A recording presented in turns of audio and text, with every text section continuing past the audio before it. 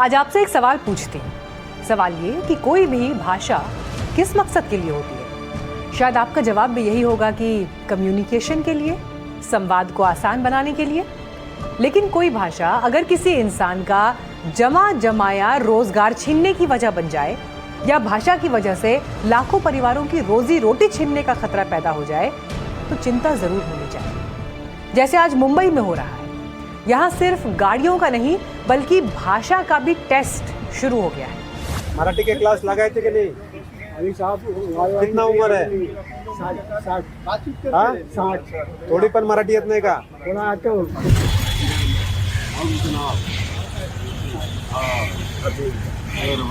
मुंबई समेत महाराष्ट्र के शहरों में सड़क पर ऑटो या टैक्सी को रोका जा रहा है और कैमरा ऑन करके पूछा जा रहा है कि ड्राइवर को मराठी आती है या नहीं।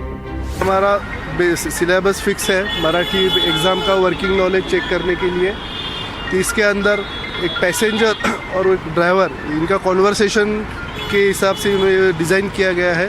तो इसमें मैं उनको पूछता हूँ की मला ह्या ठिकाणी जायचं आहे, तर उन्होंने ऐसा बोलना चाहिए की या बसा। मराठी में मैं जेव्हा बोलतोय मीटर लावू का, हा मीटर चालू केले आहे, रिक्षा स्टँड कुठे आहे, तर जवळ आहे, समोर आहे। तो ऐसे ये जो 15 क्वेश्चन का सिलेबस है, उनके अंदर हम उनको पूछते हैं, उन्होंने उसमें सेटिस्फैक्टरी आंसर दिया तो हम उनको पास कर। ये पूरी कसरत इसलिए हो रही है क्योंकि महाराष्ट्र सरकार ने ऑटो टैक्सी ड्राइवर्स के लिए मराठी की वर्किंग नॉलेज यानी कामकाजी जानकारी जरूरी कर दी है। नियम नहीं माना तो पहले 1 महीने का नोटिस मिलेगा, फिर 3 महीने तक लाइसेंस और बैच सस्पेंड, और उसके बाद भी बात नहीं बनी तो लाइसेंस कैंसिल होने तक की नौबत आ जाएगी। जिन रिक्शा वालों को मराठी आता नहीं है उनको हम ऐसे नोटिस दे रहे हैं। इस तरह की नोटिस दी जा रही है। इसमें यह लिखा हुआ है कि 1 महीने के अंदर उनको मराठी सीखना है। जो सेंट्रल गवर्नमेंट ने चालू किया है वहाँ पे ही सीखना है। 1 महीने बाद आना है, नहीं आएंगे तो उनका बैच सस्पेंड हो जाएगा, और 3 महीने के बाद भी नहीं आए तो उनका बैच कैंसिल हो जाएगा। यानी जिस भाषा को सीखना एक सांस्कृतिक पहचान का सवाल हो सकता है, वही भाषा अब किसी की रोजी रोटी का लाइसेंस तय करेगी। ये फैसला कितने लोगों को प्रभावित कर रहा है, इसका एक डेटा आपको बताती हूँ जो बेहद चौंकाने वाला है। अकेले मुंबई में लगभग 3 लाख ऑटो रिक्शा और टैक्सी चलते हैं।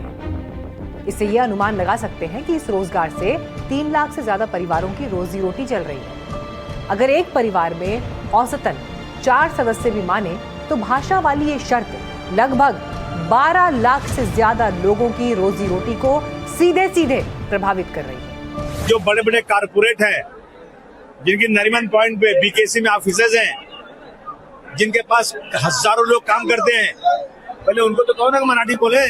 आप मजदूरों को, टैक्सी चलाने वाले को, रिक्शा चलाने वालों को आप डरा रहे हैं कि इतनी तारीख तक तुमने नहीं सीखा तो तुम्हारी परमिट कैंसिल कर देंगे। उनकी रोजी रोटी खेल रहे हैं, ये ठीक नहीं है। कि अब खाली गरीबों पे जुल्म करना सरकार को और जो गुंडे लोग हैं उनको शोभा नहीं देता। ये अच्छी बात नहीं है। सीखना चाहिए मराठी, आप टाइम दो, मराठी बोलेंगे लोग। और यहीं से सवाल उठता है कि भाषा जरूरी है, लेकिन क्या भाषा रोजगार की, एम्प्लॉयमेंट की, नौकरी की शर्त हो सकती है? क्योंकि संविधान में जो व्यवस्था है वो तो बड़ी साफ है। भारतीय संविधान का अनुच्छेद 19 देश में कहीं भी रहने और काम करने की आजादी देता है।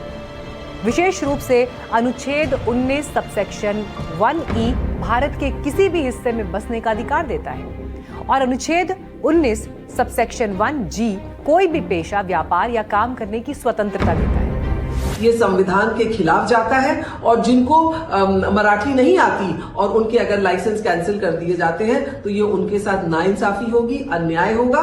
संविधान से मिली इसी छतरी के नीचे लाखों लोगों का रोजगार चल रहा है, जीवन यापन चल रहा है। महाराष्ट्र में भी बहुत से ड्राइवर बाहर से आए हैं, कोई यूपी से, कोई बिहार से, कोई मध्य प्रदेश से। किसी ने सालों पहले मुंबई को अपना घर बना लिया।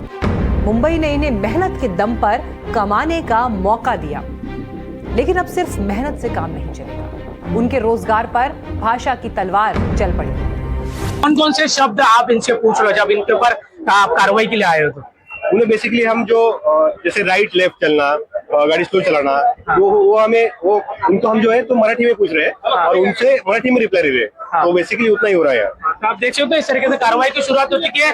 क्या कुछ सवाल पूछा है आपसे आरटीओ ने? जी सर, पूछा, पूछते हैं मराठी सीखने के लिए। बोले मला माहिती है, मला अभी भाड़ा परसों दुकानी नाका परसों उतरू। महाराष्ट्र में मराठी आना जरूरी है, आप भी समझते हो? हाँ, आना जरूरी है। लेकिन यहाँ असल सवाल ये नहीं कि मराठी क्यों सीखे, सवाल ये है कि अगर कोई नहीं सीख पाया तो क्या उसकी रोजी चली जाएगी? सुनिए महाराष्ट्र सरकार के परिवहन मंत्री प्रताप सरनाईक क्या कह रहे हैं। महाराष्ट्र में अगर व्यवसाय करना होगा, महाराष्ट्र में अगर पैसा कमाना होगा तो मराठी संस्कृति का आदर करना होगा। मराठी भाषा जो हमारे पंतप्रधान नरेंद्र मोदी जी ने अभिजात भाषा का दर्जा उसको दिया, वो कायम रखने का काम हमारी महाराष्ट्र की संस्कृति कर रही है।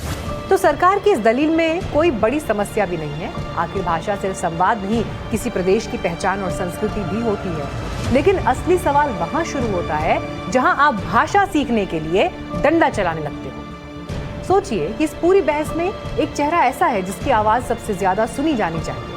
वो चेहरा है उस ऑटो ड्राइवर और उस टैक्सी ड्राइवर का जो रोज सुबह ऑटो और टैक्सी लेकर निकलता है।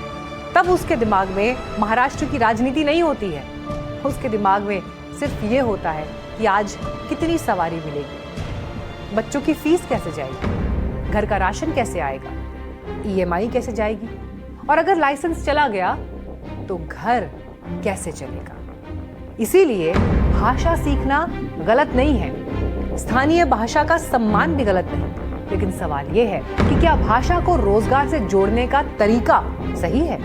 क्या सरकार को भाषा सिखाने के लिए प्रोत्साहन देना चाहिए या लाइसेंस का डर दिखाना चाहिए?